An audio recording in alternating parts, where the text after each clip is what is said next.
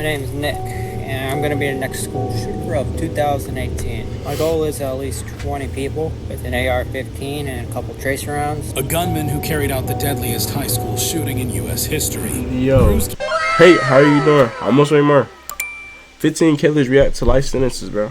Like, come on, gang. Like, nigga, they're not demons, bro. They're not really like that, bro. They're down just say, I'm not going to accept this sentence agreement. We'll go to trial, and if you're convicted of felony murder, you'll go to prison for the rest of your life. That means you'll die there.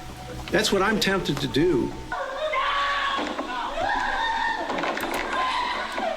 Like, what I gotta do to deserve this, bro? At 16, you knew not to keep pounding your fist on that pillow with that little baby's head there.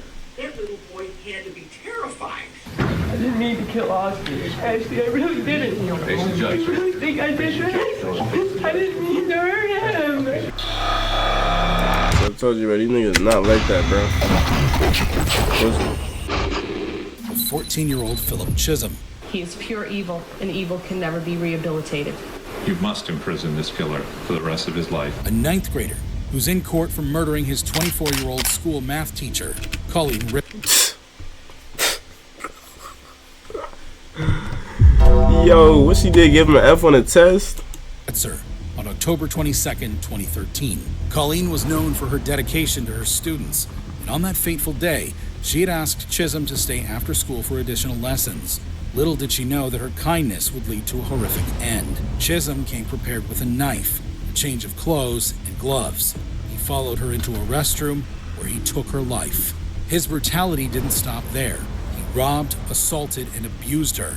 Afterward, he disposed of her lifeless body by placing it in a garbage bin and dragging How do you rob, assault, and abuse her if you already took her life? it behind the school?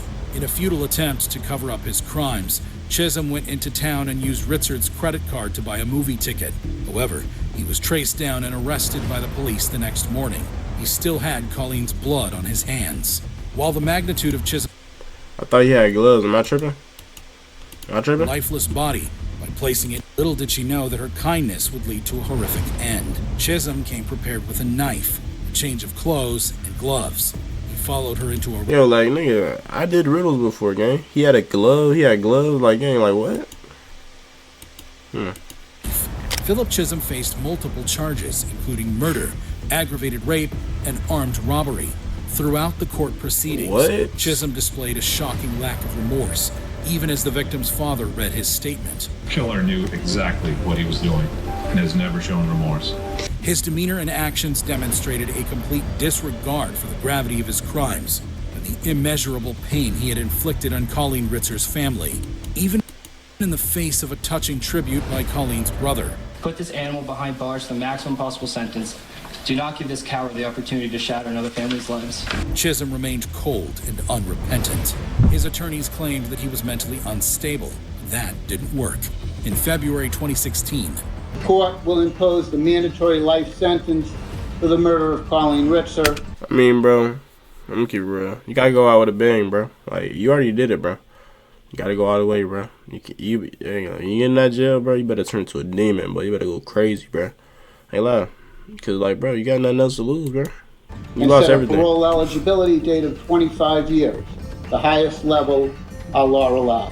however, while Chisholm's reaction could certainly be dismissed as an effect of a mental illness, the same can't be said for the case of 19-year-old Brandon Spencer, who allegedly started shooting at a crowded Halloween party on the campus of the University of Southern California in Los Angeles. I'm sorry for what happened to your other, but can't you life in prison? 4 individuals were injured in the shooting, but fortunately, there were no fatalities. That if you are so intent on killing someone that you're willing to shoot them and at the same time open fire into a crowd.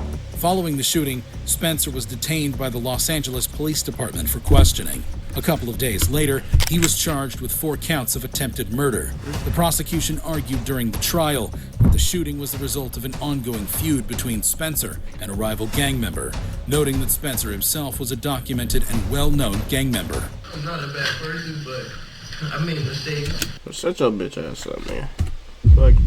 Shut your bitch ass up, nigga. Whoop-de-doo, nigga. Your time is up, gang. Fuck you. Man, like, he shot at my crack. I can imagine him shooting my friends, gang. Like, it's just weird, gang. Like, yo, fake ass gang member, bro. I skipped this nigga. He's a bitch, bro. Fuck this nigga, bro. He crying and shit, nigga. Dick up, bitch.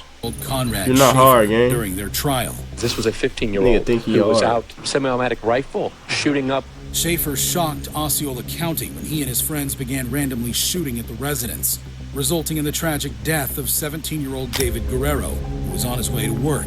Before the shootings, Schaefer had persuaded his father to purchase a .45 caliber Hi-Point carbine and 100 rounds of ammunition. He allegedly took the gun from his house while his father was asleep, marking the beginning of the neighborhood's nightmare. Conrad Schaefer and 3 of his friends, David Damas, Victoria Rios, and Juan Muriel, terrorized the community for 2 weeks. They even invaded 22-year-old Eric Rupnarin's home and fatally shot him. During his trial, Schaefer do you really think this is GTA? Yo, what's going on, bro? had this to say to the families of the victims. 15 at a time, I'm really sorry for the things I've done. And I know I did wrong, and I know my apologies don't mean nothing to you. And I know it ain't gonna change how you feel about me. Families of Eric Rupnarin also seem to agree. Eric was my grandson. He was my helper to me and my wife. At this time, my family and I had no intention to forgive the guilty because of such a heinous and brutal crime that was done to my grandson, Eric Rupnarin. Schaefer eventually pleaded guilty to 2 counts of first-degree murder, with over 22 incidents of gunfire damaging homes and vehicles. He was sentenced to 2 consecutive life sentences, with the judge stating that if Schaefer had been just 3 years older, he would have received the death penalty. However, Conrad Schaefer isn't alone in their courtroom actions. Let's not forget the infamous incident involving 15-year-old Martise Fuller, who's facing charges including murder in Kenosha County, Wisconsin. I stopped in my doorway and I looked at him and I said, "Oh my God, Martise." I said, "Please, you don't have to do this." And he looked at me and he said, "Yes, I do." Fuller broke into his ex-girlfriend's house with a handgun and fatally shot his ex-girlfriend in her bedroom while she was listening to music. Her mother, who rushed to the scene upon hearing the gunshots, she must have cheated, confronted the assailant and was shot twice, but survived. During the trial, he showed little emotion. Fuller pleaded not guilty, but the jury ultimately found him guilty on 3 counts. We, the jury, find the defendant guilty of first-degree intentional homicide. At his sentencing, Fuller, perhaps for the first time in the courtroom, displayed some emotion. However, he continued to assert his innocence and delivered a statement through his attorney expressing his apologies to the family. Nigga think he got a YNW Melly attorneys. He's silly.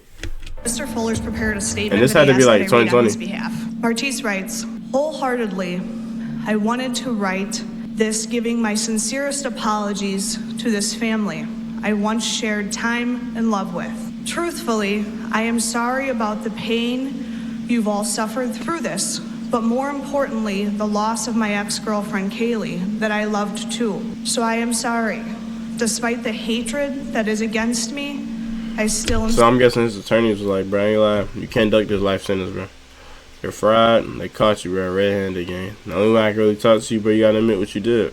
Sorry, but I have to continue to stand innocent because I am. And I know that I've barely showed emotion throughout my time, but in all honesty, it is because it's hard to have tears left to cry knowing my mom lost a son, one of her children too. But I am sorry, and I hope you all can eventually see in your hearts and vision that I am not the person the media has made me out to be. The judge, however, wasn't convinced that Fuller could do better in the future. You are a very dangerous and a damaged human being. So in the interest of protecting the public, acknowledging the seriousness of these acts, the court orders that on count 1, you are sentenced to life in prison without eligibility for extended supervision. Despite the gravity of his sentence, Fuller appeared largely unaffected. However, as we saw Fuller's unconcern with his sentence, it brings to mind the strikingly similar response of Jennifer Mee. When I walked off out to the corner, I heard the first gunshot. After the first gunshot, I ran. At 15, Jennifer Mee became popular as the Hiccup Girl due to her sudden bout of uncontrollable hiccups. She even appeared on shows and events. Eventually, she was cured, and her popularity ended. But Jennifer wasn't satisfied. She needed the fame, so she and her boyfriend, Lamont Newton, and another friend, Lauren Rayford, set up a robbery. YNs, bro. Straight YNs, bro. Niggas got nothing to lose, bro. These niggas got the hood Sharon gun, bro. With victims she had met online. The trio lured a 22-year-old man to a vacant home where they robbed and fatally shot him, taking $50 as the reward. As Nigga, if Jennifer's what? offenses weren't enough, her demeanor in court will leave you dumbfounded. At 19 years old, she was arrested on charges of first-degree murder. During her trial, this recorded call Why they ain't she get made to Nene her mother Brooks? while in detention was played for the jury. Hello? Hi, Mama. Hello, Jennifer. What's going on? I'm in jail. Why are you in jail? Murder in the first degree. Who'd you kill? It all went wrong, Mama. Who are you trying to kill, Jennifer? Nobody. It wasn't even supposed to happen like that, Mom. Jennifer was sentenced to life imprisonment without the possibility of parole. Jennifer's co-defendants, Rayford and Newton, were also sentenced to life imprisonment for their roles in the murder. However, when emotions run high in court, the actions of Jennifer Mee and Alyssa Bustamante leave us questioning sanity itself. Was her throat cut? And Alyssa said yes. And that's when grandmother broke down and began crying. Alyssa Bustamante was See, a bro, like, gang, this twin. Why are we questioning these people? We know. Look at bro, twin. Niggas are not mentally there, gang. The grandmother broke down and began crying. Alyssa. There were signs.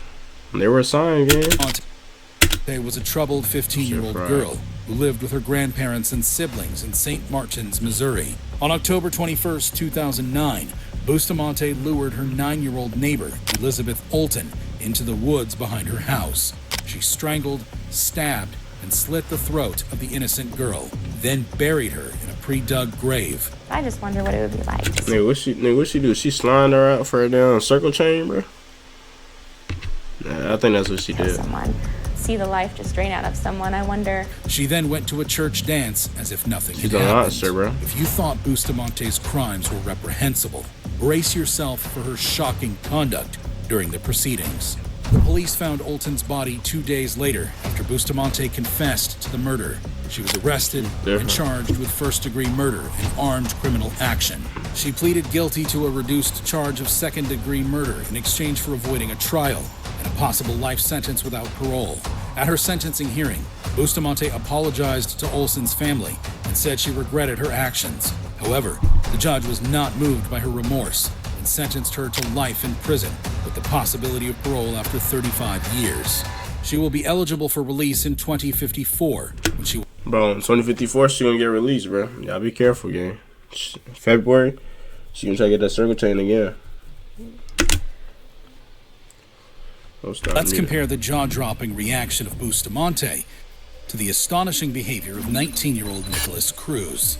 My name is Nick, and I'm going to be the next school shooter of 2018. My goal is at least 20 people with an AR-15 and a couple tracer rounds. A gunman who carried out the deadliest high school shooting in U.S. history. Yo. Cruz killed 17 people and wounded 17 others at Marjorie Stoneman Douglas High School.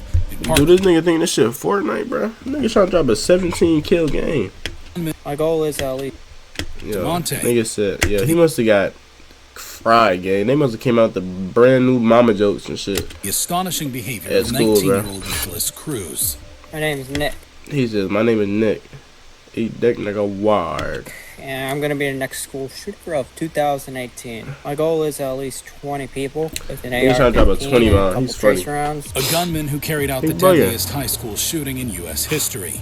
Cruz killed 17 people and wounded 17 others at Marjorie Stoneman Douglas High School in Parkland, Florida on February 14, 2018. This is not that. Oh my God! He used a semi-automatic rifle that he had legally purchased a year earlier.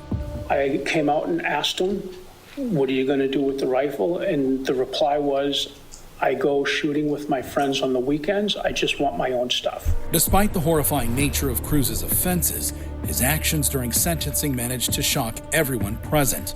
Cruz was arrested and charged with 17... Bro, like, gang, we can look at the subject and know if these niggas are gonna do it or not.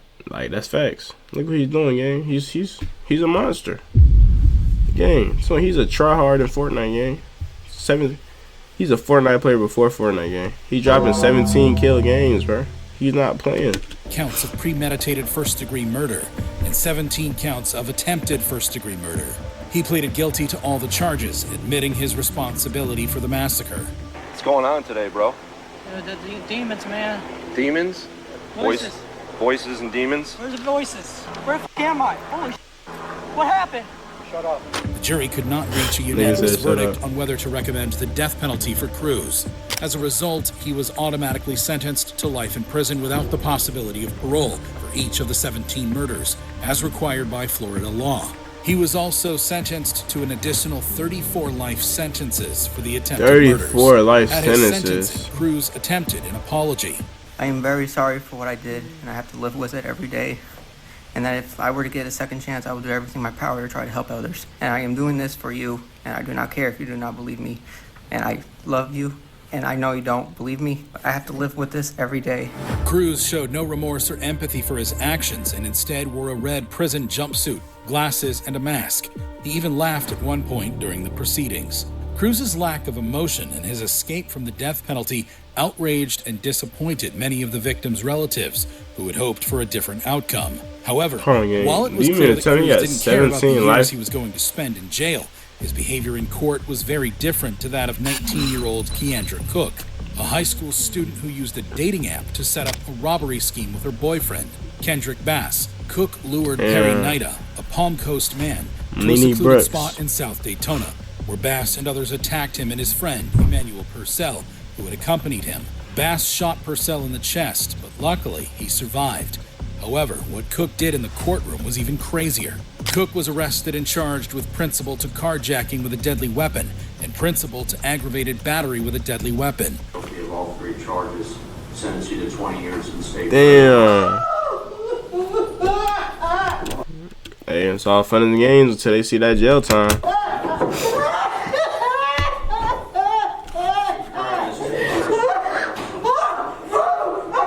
Cook was later allowed to withdraw a plea and cooperate with the state to testify against Bass, who was also charged with attempted murder.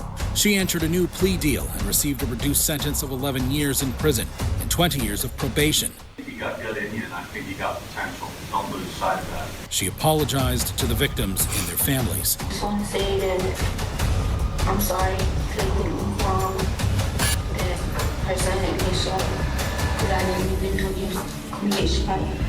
My boyfriend and his friends. I'm not buying this shit. However, this wasn't the only time a convict freaked out during their sentencing. Take, for example, the case of 18-year-old Donta Wright, a teenager who was involved in the murder of Jordan Klee, a high school student and athlete in Ann Arbor, Michigan. Wright, he had to have stole his bitch. And two other youths planned to rob Klee of his drugs, clothes, and shoes. Oh, he was the plug. Klee fought back. Wright then shot him in the back of the head, killing him instantly. Just when you thought Wright couldn't sink any lower, his behavior in the courtroom will leave you stunned. Wright was arrested and charged with felony murder, armed robbery, conspiracy to commit armed robbery, and felony firearm possession. The family of the victim read a very emotional victim impact statement. But this is how serious Wright felt about their pain. I mean, I'm gonna keep it real, gang. Why are they surprised about the results, gang? Fine. He was selling drugs. Whatever it was you wanted so badly that you felt the need to murder my son was worth the next at least 52 years of your continued existence. You won't get the luxury of raising your child because you took mine away. When he was called to address the court, Wright shocked everyone. I'll tell y'all, I'll be home soon. I'll be Keon. I love my family. That's all you got to say. Wright showed no remorse or empathy for his actions. His attitude in court shocked and angered the judge and the victim's family. The judge reserved some choice words for him. I'm very tempted to just say, I'm not going to accept this sentence agreement. We'll go to trial. And if you're convicted of felony murder, you'll go to prison for the rest of your life. That means you'll die there. That's what I'm tempted to do. Wright was eventually sentenced to 25 to 52 years in prison for his role in the murder. 25 to 52 years, gang. It's nothing compared to the explosive actions of 13-year-old Antonio Barbo and 14-year-old Pop during their trial. She said that she's going to have to call Antonio's mom, and Antonio kept looking at me, and then he hit her in the head. In September 2012, Antonio and Nathan conspired to and brutally murdered Antonio's great-grandmother, 76-year-old Barbara Olson, The kids nigga's bludgeoned her to bugging. death using a hammer and a Why? hatchet, then stole her purse. What's even more chilling is that after committing this heinous crime, they used part of the stolen money to buy marijuana and pizza. We were gonna try to scare her to get I can't hang around fiends, bro. Fuck that shit. These niggas that smoke, nigga, they can't be around me, gang. These niggas did a drill on their granny, and then they bought pizza and Zach. Fuck no, bro. That shit money corrupt and niggas. then use force if needed. When you say use force if needed, was there a discussion about what type of force you might use? An attack, I guess to kill. During the legal proceedings, Antonio Barbo changed his plea from not guilty by reason of mental illness or defect to no contest, reaching an agreement with the prosecution. However, he was very remorseful. I know I don't show my emotions much, and I myself am not sure why. But that doesn't mean I don't. Nathan Pop also had some things to let off his chest. I just want to say that I'm truly sorry for everything that happened. However, despite his plea and expressions of remorse, he and Nathan were sentenced to life imprisonment. They were both remorseful as they left the court. However, just when you thought you'd seen it all, another convict surpasses Antonio and Nathan's wild courtroom display. As I approached, I got closer. I saw her really sniffing at a particular area. So I pulled her back, and when I looked, kind of second-guessed myself. I thought I saw a dead body, but I wasn't too sure because, it was missing some limbs. Enter 18-year-old Matthew Borges, who was facing a murder charge for the beheading of 16-year-old Lee Valoria Paulino in December 2016. Borges and Paulino were students at Lawrence High School and had reportedly smoked marijuana together in November 2016, which was the last time Paulino was seen alive. Paulino's body was discovered by a dog walker near the Merrimack River 2 weeks after he went missing. The details of the scene were chilling. Listen as the dog walker explained what he saw. As I approached, I got closer. I saw her really sniffing at a particular area. So I pulled her back, and when I looked, kind of second-guessed myself. I thought I saw a dead body, but I wasn't too sure because, it was missing some limbs. At first, Borges was not considered a suspect, but the tide of evidence began pointing unmistakably in his direction. During the trial, prosecutor Jay Gabito argued that there was an overwhelming amount of evidence incriminating Borges. The allegations against Borges were disturbing. It was suggested that he had stabbed Paulino multiple times before decapitating him. When the verdict was delivered, Borges displayed an eerie lack of emotion. That the defendant, Matthew Borges, is guilty on the charge of first-degree murder. Eventually, he was found guilty of first-degree murder and sentenced to life imprisonment, with the possibility of parole only after serving 30 years. However shocking Borges' reaction to his sentence was, how does it compare to the reaction of 16-year-old Dylan Schumacher, who was in Buffalo, New York courthouse? I am a 16-year-old blonde. Probably all I have to do is cry in front of the jury, and they're going to feel sorry for me. On charges of second-degree murder. In March 2013, Schumacher was babysitting his 18-year-old girlfriend's child while she went to work. He was inside a Springville home shared with his parents. Tragically, that evening, Schumacher beat the 23-month-old Austin to death. Following this horrifying incident, Schumacher was arrested and charged with the murder of the toddler, along with child abuse charges. Schumacher claimed he didn't intend to harm the child or cause his death, stating that he was trying to get the child to stop crying. At 16, you knew not to keep pounding your fist on that pillow with that little baby's head there. That little boy had to be terrified. Probably he had a hard time breathing. And then you repeatedly punched him so hard as to cause his death by bleeding on the brain. If you thought Schumacher would be remorseful for his crimes, you're wrong. As Schumacher entered the courtroom for his sentencing, he couldn't even get settled behind the defense table before breaking into tears. That's right. Schumacher expressed how sorry he was. A bitch, bro. Bitch ass boy, nigga. Standing in shit, gang. You a hoe. Sentence was later modified to 18 years to life. However, while some may attribute Schumacher's reaction to juvenile delinquency, this is 18-year-old Shondell Jackson. Okay, nah, he don't got nothing to lose, bro. He's facing charges of murder in the Milwaukee County Courthouse. Jackson and his friend were out to rob when they crossed paths with 21-year-old Nathan Potter, a University of Wisconsin-Milwaukee college student, heading to his apartment. The friends approached Potter, demanding money, but Potter was only a student and had no money. When Jackson realized Potter had no cash to offer, he shot him, killing him. After the murder, Jackson fled to Mississippi, but was... Bro, these niggas must think they got down. That shit GTA, bro. It's tripping. Ultimately arrested, thanks to a tip from his uncle. You don't have enough time to think about a whole lot of things now, because you just can't take nobody's life. You know, that's just wrong. As if killing someone at 18 was not outrageous enough, Jackson's actions in court were even more dramatic. During his trial, Jackson's actions in the courtroom drew attention. Here, Jackson is gesturing towards the victim's family, totally unremorseful about his actions. Jackson was quickly escorted out of the courtroom, but as he was leaving, Jackson flashed a disturbing smile toward the grieving family. Now, at his sentencing, Jackson's mother had an opportunity to address the court. When I saw it on the news, I even cried. I'm like, oh my God, I can't imagine what that mother is going through. I never had a clue that my child had anything to do with it. My son is not a monster. He is not a monster. When Jackson was given the opportunity to speak, Jackson surprised everyone. I apologize for my behaviors. Please don't take my life from me. That's right. In a last-ditch attempt to save himself, Jackson pleaded for leniency and offered an apology for his actions. Now it is time for the judge to deliver his sentence. Cook his ass, bro. We need to protect the community, which I also fear for with Mr. Jackson, and I am going to sentence Mr. Jackson to life imprisonment without possibility for extended supervision. I know that that is something that is reserved for the most serious of cases, and Jackson was sentenced to life imprisonment without the possibility of parole. But when Jackson heard that he would be spending the rest of his life in prison, he couldn't contain his emotions.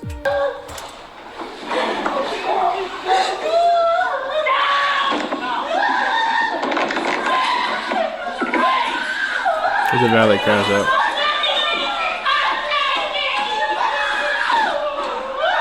Deputies had to intervene, restraining Jackson as his anger flared.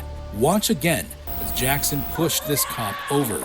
Fortunately, this cop was able to wrestle him to the ground, while this officer here unbuckled his pepper spray and put it to work. Right. Amidst the chaos, a member of Jackson's family has a shocking remark for the Potter family. Eventually, Jackson was let out of the court to spend the rest of his life behind bars. But Nathan Potter's parents had a few things to say. Our little girl was afraid. She was afraid that he was going to try and kill one of us. I hope as he spends the rest of his life in jail. Jackson's friend and accomplice pleaded guilty to acting as the lookout in the crime and received a 12-year sentence. Despite the terrible behavior of Shondell's family in court, the uncle who tipped off the police maintained his stance despite threats. However, this wasn't the only time a convicted kid freaked out during his sentencing. Your son is the victim and the killer is your granddaughter. Can you talk about that? She's not my granddaughter. Take, for example, the case of 16-year-old Sierra Halseth Whoa. and 18-year-old Aaron Guerrero. Where did the evil come that was bred into a soul that murders their own father? Who are facing multiple charges, including murder with a deadly weapon, arson, robbery with a deadly weapon, conspiracy to conduct robbery, and multiple counts of fraudulent use of credit or debit cards at the Regional Justice Center in Las Vegas. The teenage couple murdered Sierra's father, 45-year-old Daniel Halseth. They stabbed him over 60 times and attempted to burn his body and house. Then, they took his debit card and fled to Salt Lake City, indulged themselves, and opened a YouTube channel where they callously shared information like this. Day 3 after murdering somebody. Whoa! Don't put that on camera. The teenagers dated in 2020, but their parents did not approve of the relationship, forcing them to end it. On April 9th, 2021, Daniel's lifeless body was discovered in the garage of his Las Vegas home. The teenagers were subsequently apprehended in Salt Lake City. Throughout the court proceedings, the behavior of Sierra was starkly different from that of Aaron. Aaron Guerrero seems to be emotionally breaking down. When he was allowed to speak, he had this to say. I ask for forgiveness as I get sentenced today, and I hope it brings you a little peace. Meanwhile, Sierra Halseth appeared disinterested, bored, and detached from the gravity of the situation. She claimed that her father had physically and sexually abused her. He locks me in place and starts pushing me and hitting me around. Eventually, they were both found guilty by District Judge Chiara Jones. 55 days credit for time served. That is a total aggregate sentence of life in the Nevada Department of Corrections with the possibility of parole after 22 years of good service. So she was really getting her get back. $5,000 in restitution. For Sierra's grandmother, a lot has changed. You're in a tough spot because your son is the victim and the killer is your granddaughter. Can you talk about that? If you thought these reactions were shocking, you'd be amazed at this video. The top 5 biggest judge explosions of all time. That shit stuck.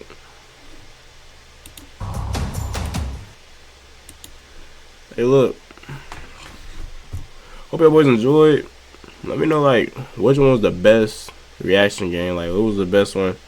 Hey, a lot of niggas is pussy, bro. They just talk. They was acting like they was hard. They not hard, bro. Niggas is fake gangsters, bro. Fake demons. But, bro, I don't condone that shit, bro. Don't beat your teacher up, bro, because she gave you an F. Don't do none of that, bro. Just chill, okay? But look, without a further ado, me and Ashley, late night on the golf course.